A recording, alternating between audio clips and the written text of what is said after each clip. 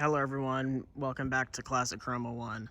And for today's video, it'll be an updated full tour of my 2009 Lexus ES350 and also kind of long-term ownership review.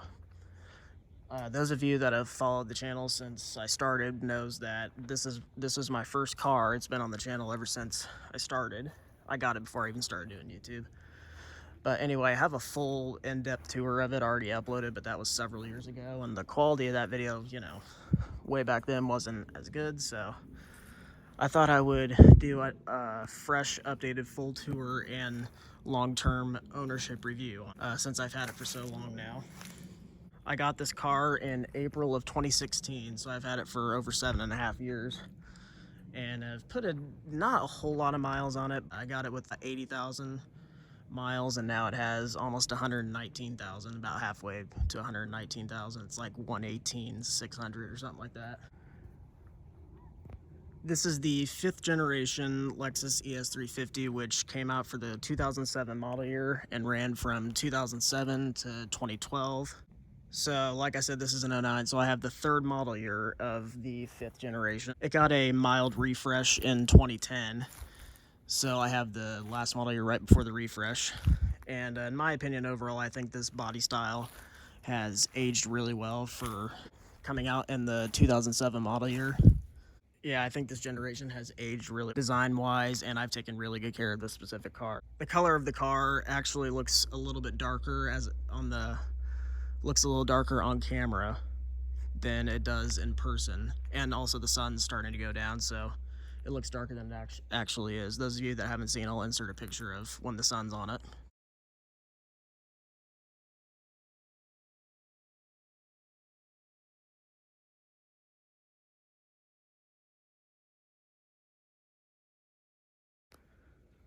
I have done a few things to it over the years that I've had it. I got these aftermarket chrome rims on it. It just had the regular non-chrome stock ones before that, and I thought the chrome wheels would look really good with this red exterior. So got those back in December of 2018, and they obviously really made the car look even better. And when we get into the inside, I'll show you some of the other things I did. I got an updated infotainment system because this is more of a base model, so it didn't have a screen or anything. So I got an aftermarket infotainment system with CarPlay and all that good stuff. We'll go ahead and hop inside. Normally I would have it freshly cleaned for a video, but this is the perfect time to film, and I didn't want to miss this opportunity to film a video because there's no wind or anything like that. We'll go ahead and start it.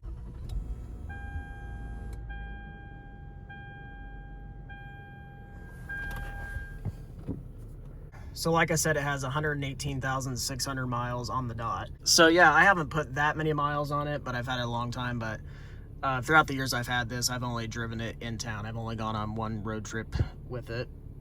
But yeah, the interior over the years has held up really well. Another thing I did to it was these under dash lights. It can change colors, it can fade through all kinds of different colors at once. I just have it on solid red right now.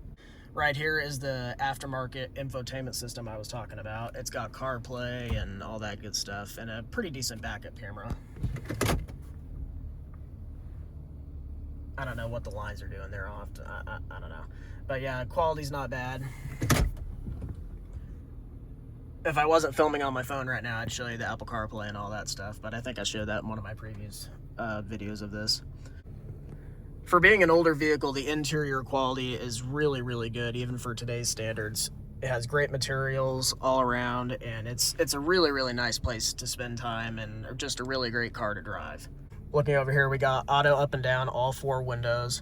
Here we have 2-person memory right here, and 2-person memory over on the passenger seat as well. I really like that it has 2-person memory on both the passenger and the driver's side. Especially cars this age usually only has 2-person memory on the driver, if not at all. Before I got the screen, this was actually all wood and just buttons. There wasn't even a screen there before. So it's more of a base model ES and didn't have the screen or anything like that. The seats are great. Probably the most comfortable seats I've ever sat in a car. Look at your steering wheel, you got all your radio and volume controls right there. And then you got a small screen in the middle right here that shows the elapsed time, just the temperature, and you can scroll through all this stuff. It does get 19 miles per gallon with just in-city driving, which is pretty good, especially for a car this age. Over here you got your climate control, and since I added this, I have an extra charger right here along with the regular 12-volt power outlet right there. The center console is not the biggest thing in the world. I'm not even going to open it because it is literally filled to the top with just a bunch of junk.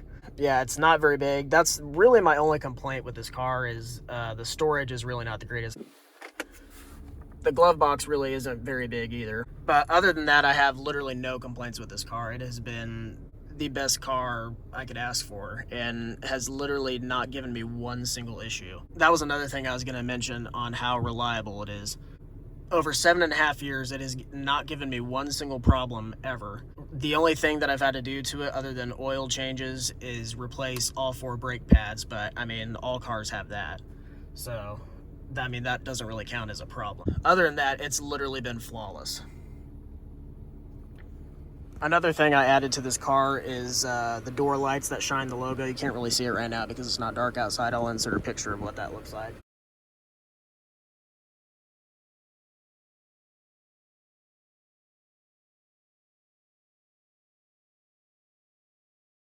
But I got that for all 4 doors, which looks really good. Looking at the back seat, it is a really, really spacious back seat. I'm only 5'6", and obviously I have plenty of room back here, and this seat is set for how I have it when I drive, so that's pretty far. This seat right here is slid all the way back, and I still have a ton of room back here. Like I said before, these are probably the most comfortable seats I've ever sat in a car. But yeah, like I said, the interior has held up extremely well over the years. I've taken really good care of it. And it was really well taken care of before I had it as well, so it still looks pretty much brand new in here. And like I said, the underdash lights look really cool. Looking under the hood, the ES is powered by a 3.5 liter V6, which puts out 272 horsepower and 254 pound-feet of torque. Like I said, about 19 miles per gallon in the city, and it's hooked up to a 6-speed automatic transmission.